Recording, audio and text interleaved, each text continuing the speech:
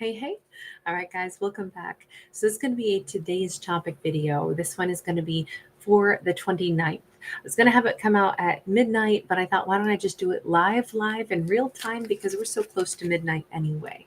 So what is the message? What is the energy for the 29th? And we have the 7 of Wands coupled with the 3 of Cups. 7 is a divine number. We have actually energy of this can be how a character comes through struggles, through problems. These are the things that need to change. We have everybody kind of upset and weeping and holding on tightly to this central person. But then by contrast, we have this wonderful, enjoyable kind of group. So we see the difference between like a group that is like almost like there's guilt trips and there's a group of people that it's like, oh, we need you, you couldn't possibly go, we'll never let you go, we'll be lost without you, we need your help, versus a group of people that are like, oh, so glad you came to the party, let's get a drink, let's chit chat, oh, it's so awesome you made it, meet these other people, let's mingle, let's have a good time. That's two distinctly different energies in two distinctly different groups. And I'm wondering if we have a character that is either going to be contemplating the differences, like, hey, what kinds of relationships have I formed in my life? Are they all like super intense and it's always about need and it's always about, you know, the people that call me on the phone all the time, it's when they're in big drama and they're fighting with each other and they want me to help calm things down? Or do I have relationships that are really lovely and lighthearted and we talk about uplifting things, even if we also talk about life's trials and tribulations, we also celebrate the beautiful moments. One group doesn't celebrate anything. It's always trauma and drama. The other group is all about, kind of like friendship and laughter. And this could talk about any kind of relationship in life, though. Let me ask, why is this being, like brought to the forefront on the 29th? Why is that important? 4 of Wands, because it's about a character figuring out what balance really looks like. Not all things in life are light and fluffy. If we only have, friends that we hang out with when everything is perfect and we don't actually have a support network that we can, ugly cry with, or that, even has a capacity to comprehend like not everything in life is joyful, then we could wind up missing that group of people too, where it's like, we've seen each other at our worst. We, have seen each other bloody and snotty and all of that stuff. Those kinds of connections are important too. It's not to say, well, this is bad and that's good, because this could actually, frankly, become superficial and meaningless if that's all you had in life is the good time party people. But equally, it could be like exhausting to constantly have drama. So somewhere in between, our character is being encouraged, I'll say, with the bluebird on her shoulder, to think about balance in her life, his or her life. This could also be really important when she's thinking about romance. This could boil down, or maybe I should say, this could spill into, hey, Rhonda, you sweetheart, so good to see you, the Queen Libra.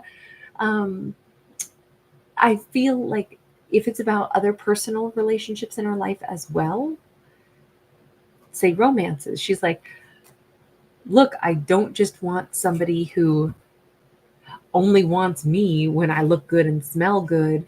I don't want a superficial romance where we go out and we have to look like the perfect couple and we have coordinated outfits. On the other hand, I don't want a partner maybe who's just a complete train wreck and we never have good times together. So how do I have a relationship or a marriage where it's both the good and the bad? How do I do that?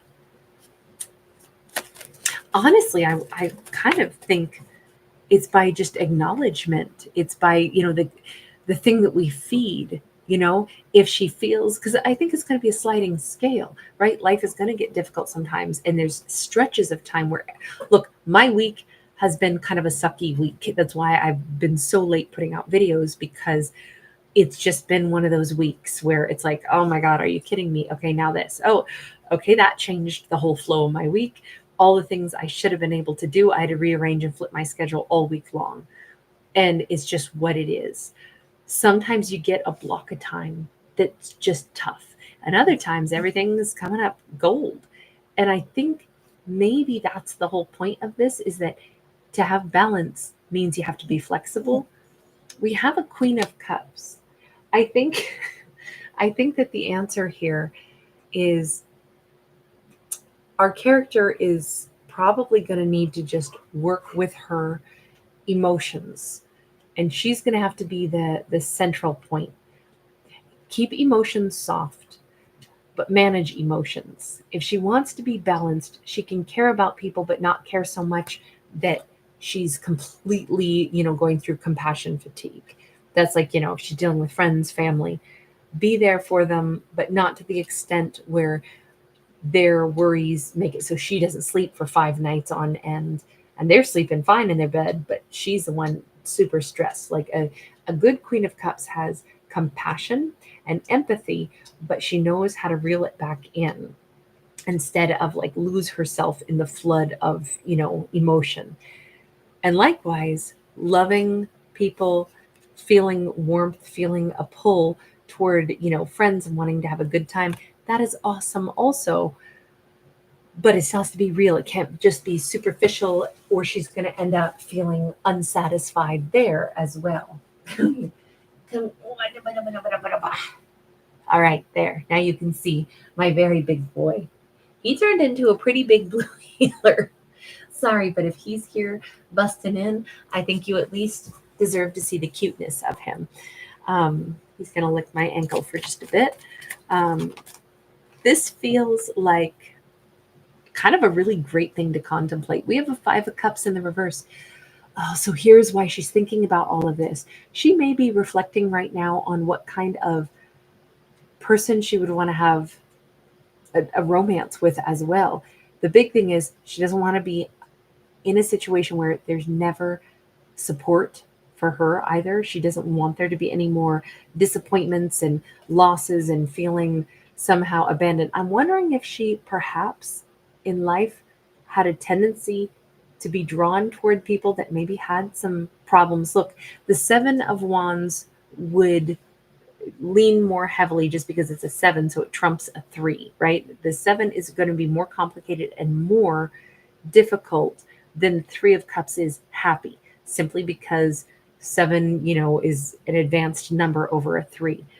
So I'm wondering if she's had a tendency to fall for or find herself connected to people that are really difficult, and the net result was if they're busy having their difficulties, she's becoming a caretaker and a support network, but she's not really part of a relationship. And so she kept getting kind of empty, getting depleted. She doesn't want any more of that. 8 of Wands and the Hierophant. She's thinking about what kind of a person she wants to marry next. She's thinking about, I don't want to deal with somebody with a mask. I want them to be real, but I also don't want somebody who all my role is in the connection is I support them through their traumas, and I have to forever be patient while they deal with everybody else in life other than me.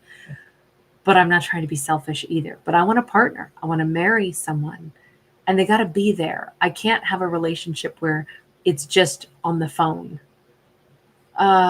Is that dire straits? I'm tired of making out on the telephone when you're so far away from me. Yeah, it's so far away from me, so far I just can't see.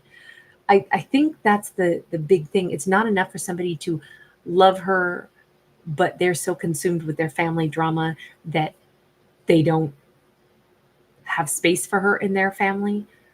There's no way to have a relationship with somebody who spies and watches her, but isn't a part of her life.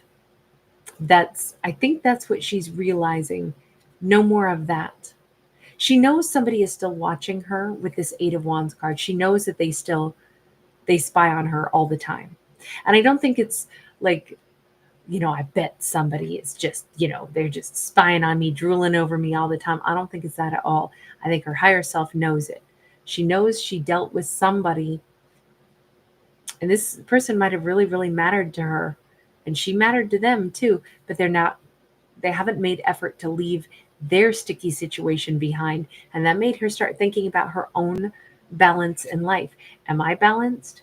Do I have, maybe the same kind of really consuming relationships sometimes?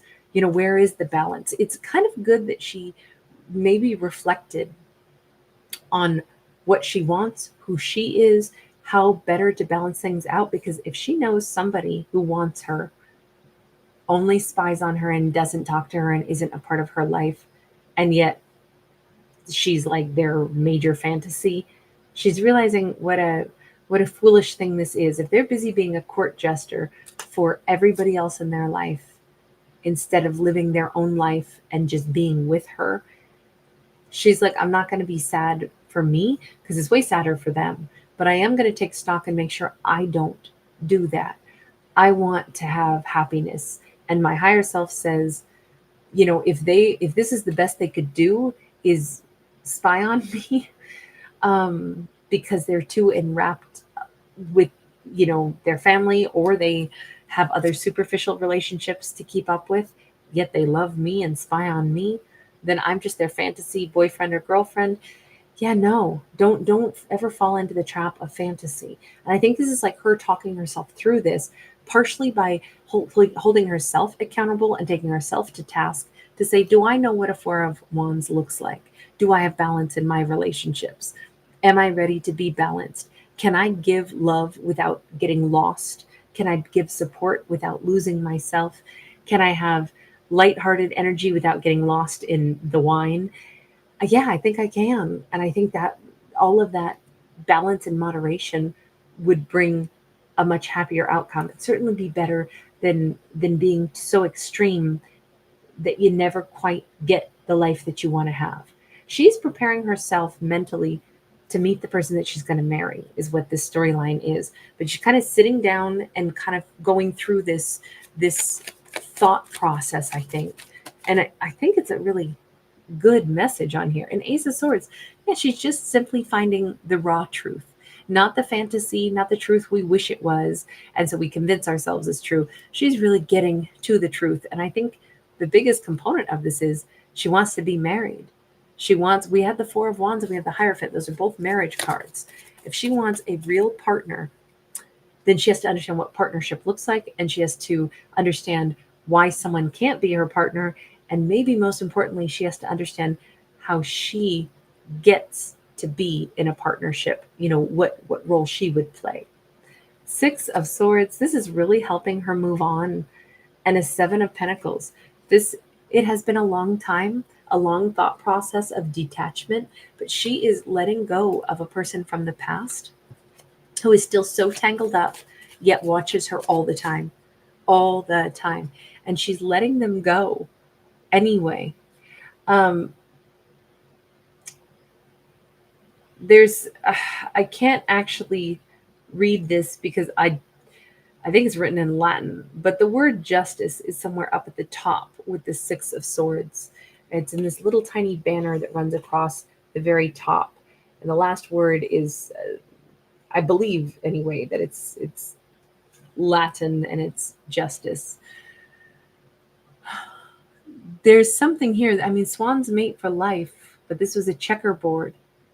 And to move on from somebody that's like, I can't do this, this non-relationship situation where they stare at me all the time, but they give their energy elsewhere, or they allow themselves to stay stuck. That won't work anymore. I got to move on. And she's looking to her future. The Three of Wands is here.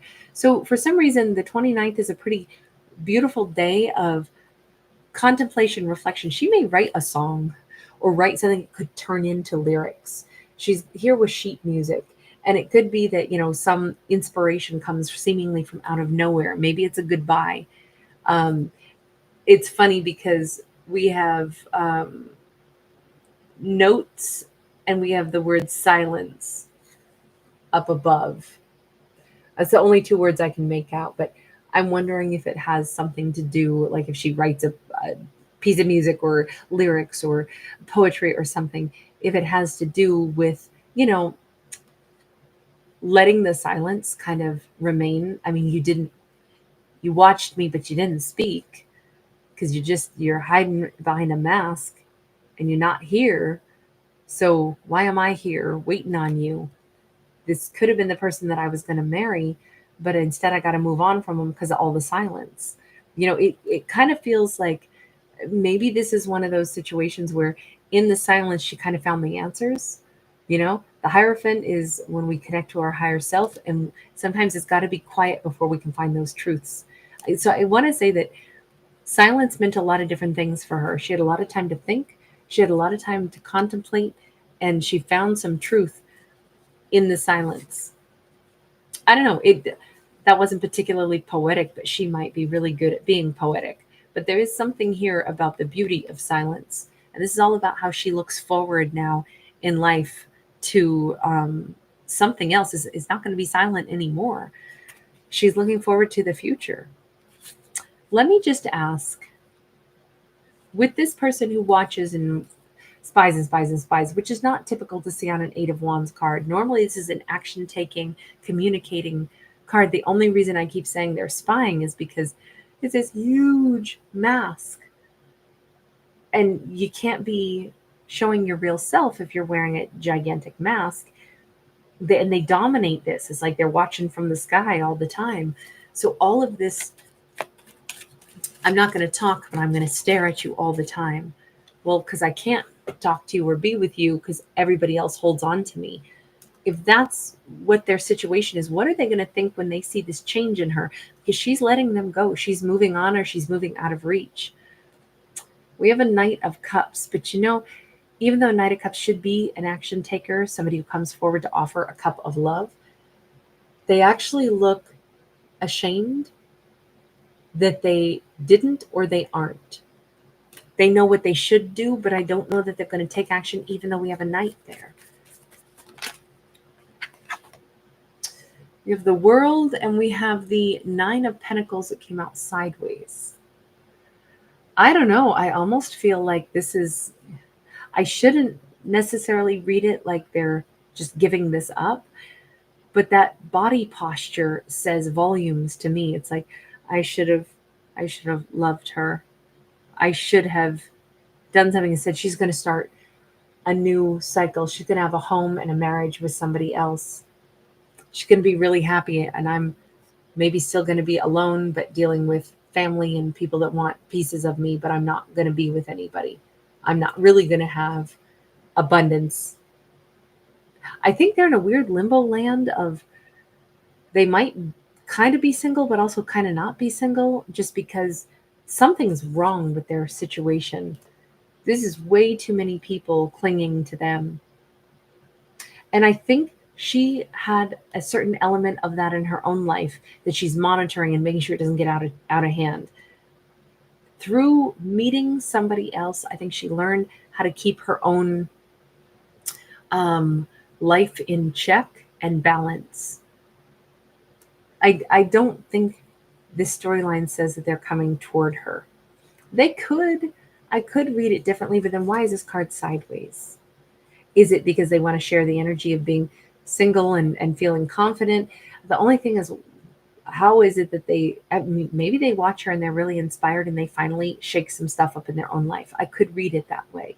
And they could be ashamed, but still coming forward with a love offer of a new beginning and saying, I really want to be truly single and live, a more balanced life also. I just don't know, how do they suddenly break away from all this? I mean, when we get inspired, though, it's amazing what changes we can make. Let me ask one more time if I can get clarity on that, because I don't know for sure. All these sideways cards. Wheel of Fortune is here.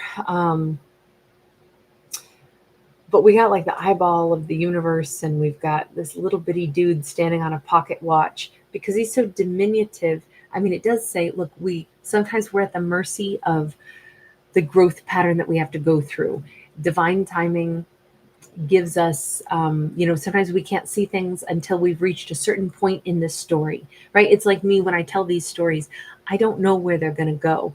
It's all improv. And so a storyline, sometimes it takes me quite a few cards before I see anything emerging. And then sometimes I'll start, oh, that's it. And then I go, that doesn't make sense. Oh, let me think about it in a different context. Sometimes you have to go so far down a road before it finally clicks into place, and then you see stuff you didn't see before.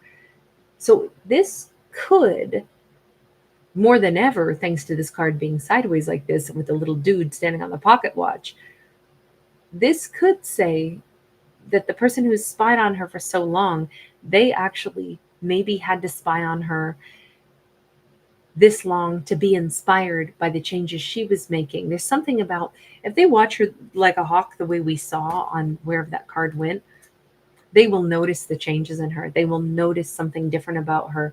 I could see how the storyline had to go this far before they could make a change, because it's about that divine timing, that divine, you've got to go so far down a story, down a road toward growth before you get the lesson and it clicks. And then you go, I want to do things different.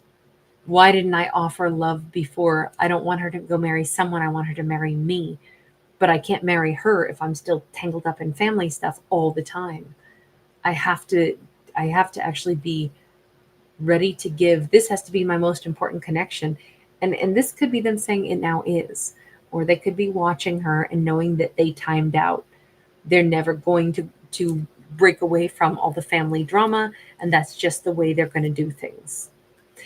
One way or another, she's letting go of this situation. So the only way they get her back, I would say, is if they pursue her, because she's writing this off and she's only looking to the future, and she's looking for a partner that would be 100% all in it to win it with her. She wants a 50-50 relationship where I give my 50, you give yours, and we make 100, which means you can't have so many other people that, take 3/4 of everything every single day. It can happen sometimes when we got to help out family, and, it becomes, your family is mine. And when there's trouble, we're both going to be in it and we're going to help our families out. But even there has to be like healthy boundaries at some point, I think. The only way that works, if it's them who she ends up with, is if all those boundaries are in place. I don't know. This story was more about her reflecting on what healthy means to her. I'm not saying this is good or bad. I don't know what's good or bad. It's just the story that came out. But anyway, I will leave that there. Kung Fu Panda, you could not be more right about that. Time is the only thing we can't get back. Never waste it. Well said. RT, thank you. Thank you, honey. Yeah, I just decided why record it and let it go later when I could just do it live and hang out with you guys a little bit. SM, great to see you. Thank you. Hi, Carol. Ms. Hermit, it's always a pleasure. Thank you, sweetie. Sierra Clark's in the house. Rach, good to see you guys. Julie Ashby. Lisa's love. Oh my gosh, so many of you are up late tonight. Hey, Escar. You sweetie. You couldn't go to sleep. I'm glad that you're hanging with us tonight then. Oh my gosh, Queen Libra, I'm sorry you haven't been sleeping good. Oh my goodness. It's been the same for you, huh? You just got to roll with whatever the changes are throughout the week. Yeah, it's just always a surprise how much can happen in the span of 72 hours that you didn't expect, huh? Lisa's love, thank you for greeting my Aries so sweetly. Rach, you too, sweetie. Thank you. Oh, you guys are so sweet. I love that song too, Julie. I do too, yeah. Ataraxia. You got tears with that song, huh? I hear you. It's a good one. Hey, Isabel M. I'm so glad you made it to Alive. Shout out to you in Portugal. Thank you so much for being here. Jay Sabron, great to see you, honey. Yeah, Ataraxia, I agree with you. Portugal is on my bucket list too. Yes, it looks beautiful. Sabrina, hey, darling, how are you? Deep Blue Night Thoughts, great name. I love it. Thanks for being here tonight. Hey, Majuna Wild. Oh my God, I feel so much better. Martina Walsh, hi, honey. Thank you. Oh, you're sharing birthday week with me. That's awesome. What are you doing to celebrate? I have to be honest. My birthday's not till the 30th, but I might have already started celebrating with apple dapple cake. And I baked it on account of I really couldn't wait. I am so bad. I haven't had apple cake in forever, and it's apple season right now, so I made a fresh apple cake, and I have eaten way too much of it. Way too much of it. It's not sweet, really. It's more like almost like banana bread, only it's apple cake. And banana bread sounds healthier. When you put the word cake, it sounds really bad for you. But thank you so much, Julie. Hey, Vampy. Shout out to you in Australia. I almost bought a deck, a beautiful Australian deck today, and I'm still thinking I have to go back and buy that one. Hey, Carol. Shout out to you also in Australian, sweetie. I love the fact that, with the timeline, sometimes it all factors in just right for those of you in completely different times. It's midnight here where I'm at, but it's daytime for some of you, so it works out really good. Nice. Oh, San Juanita, thank you. Thank you so much. Martina Walsh, have you been celebrating with more cake also? I love it. I love it. No, San Juanita, I'm actually the 30th. For many years, I didn't know which day was my birthday. I mean, we're talking like I didn't know until I was like 14 or 15 because I had two cousins and their birthdays were on the opposite side of me. So one was the 29th, I'm the 30th, and the other one was the 31st. And because there would be group birthdays as a kid, I never knew which day was mine. It didn't matter. It was just like the birthday time. And so I still to this day, I don't care. I'm not really even doing anything special until September anyway. But Xavier Tovar, Kate, I would love random pull card readings for us on chat.